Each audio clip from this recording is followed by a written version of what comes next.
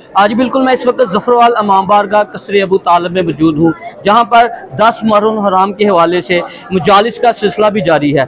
मजालिस में ज़ाकिरीन फ़लसफ़े करबला बयान कर रहे हैं, जिसमें अहले बैत के सब्र इस्तिकामत और हज़रत इमाम हुसैन और साथी शोहदा करबला की लाजवाल कुर्बानी की वजह से आज इस्लाम जिंदा है।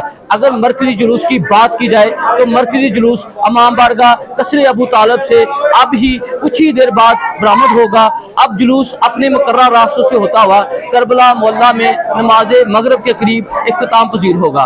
10वीं मुहर्रम हराम की मुनासिबत से शहरियों की जानब से लंगर न्याज, ठंडे मीठे मशरूबात के सबील का जुलूस के रास्तों में जगह जगह इस्तेमाल किया गया है। बात करें सिक्योरिटी की तो जुलूस सिक्योरिटी के हवाले से जब हमारी बात DSP सर्कल ज़फ़रवाल से हुई तो उनका कहना था कि सिक्योरिटी के फुल प्रूफ इंतजाम किए गए हैं। 200 के करीब अहलकार जो है तैनात किए गए हैं, जहाँ पर रेंजर भी ड्यूटी सर अंजाम दे रही है। दूसरी जानब जुलूस की मॉनिटरिंग के लिए CCTV कैमरे भी इंस्टॉल कर दिए गए हैं, जिनकी मदद से निगरानी की जा रही है। जी।